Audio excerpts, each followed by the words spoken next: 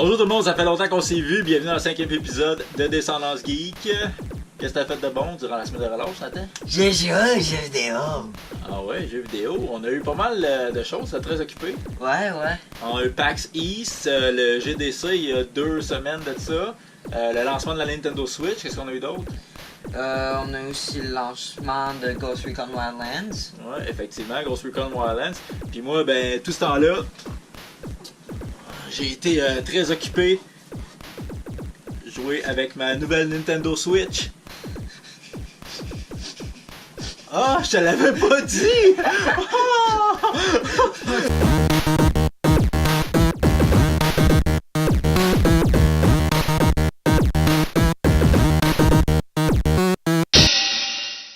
Ça y est. Ah, ça fonctionne! Épisode 5. Cette semaine, j'ai eu la chance de tester la Nintendo Switch sans que Nathan le sache. Donc, j'ai vraiment eu une semaine de jeu complète.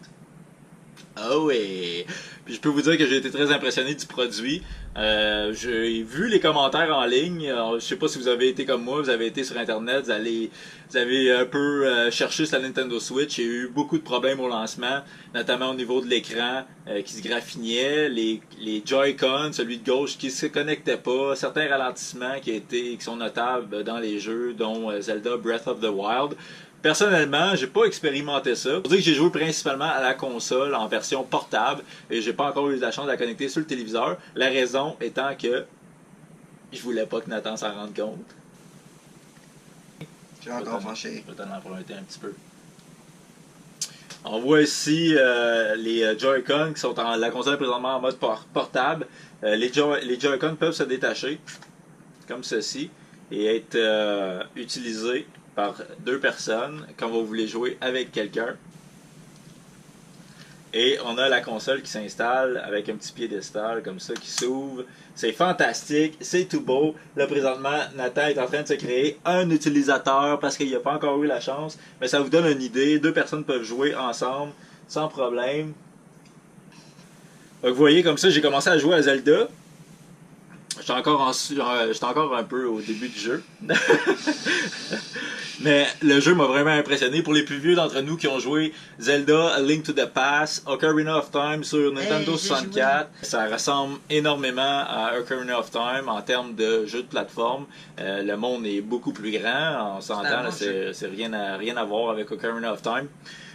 Autre chose que j'ai adoré, il y a plein de clins d'œil au jeu de Zelda précédent, notamment quand on coupe le gazon, les rupis qui sortent, prendre des pots, les lancer, attaquer des poulets. Aussi, le cel shading pour la console, la Switch, c'est parfait, les graphiques sont super beaux. Le cel shading, écoutez, c'est super bien rendu. On voit les ombrages, on voit la qualité graphique m'a vraiment très impressionné pour un jeu sur une console qui est portable. J'ai hâte de voir les prochains titres de Nintendo, voir qu'est-ce que ça va être, si Nintendo va réussir à pousser la barre encore plus haute, notamment avec au niveau graphique. J'adorais ça, le jeu, pour le vrai, je peux pas m'en passer. Je me cache le soir dans mon lit et je joue en cachette. En parlant de Nintendo, Nintendo a récemment annoncé qu'ils vont sortir 17 nouveaux titres pour la Switch. Qu'est-ce qui est excellent, c'est très grand, massif.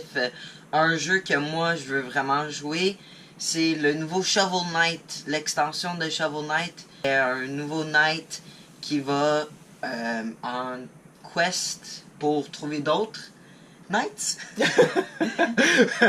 C'est quoi pour trouver d'autres Knights? Ouais.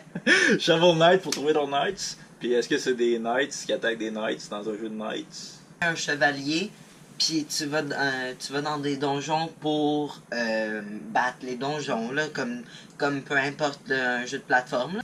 Ton personnage au début il a de l'air comme un gros boss, comme quelqu'un de très fort. Mais plus que le jeu progresse, plus que les attaques que tu as appris pendant le jeu, ou un petit peu comme dans le Titanfall, de qu'est-ce que tu t'apprenais puis que tu développais pendant le jeu, faut que tu l'utilises, faut que tu t'en rappelles, puis c'est un jeu que j'ai vraiment hâte d'essayer, puis maintenant je pourrais l'essayer, puis je suis encore fâché après toi. D'ailleurs, si vous allez sur Internet concernant la Nintendo Switch, il y a récemment un groupe de bidouilleurs, pour utiliser le terme français, qui ont mis en ligne une technique pour aller déverrouiller un furteur qui est dans la Nintendo Switch. Ça vous permet notamment d'aller regarder du Netflix si vous voulez. Il faut que vous soyez... faut que vous aimiez le risque, pour prenez un certain risque pour aller jouer dans votre console. Effectivement, ça va annuler la garantie si vous le faites. Donc moi personnellement, je vous conseille pas de vous le faire, mais sachez que ça a été trouvé et c'est disponible en ligne.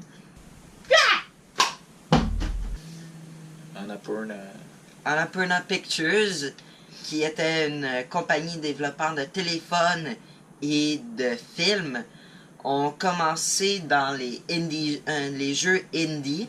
Ça va être intéressant, ça. Ouais, c'est toute une nouvelle pour eux.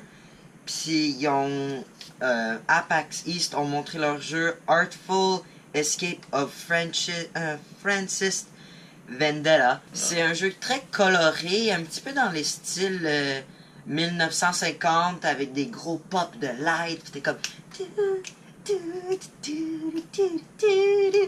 ouais.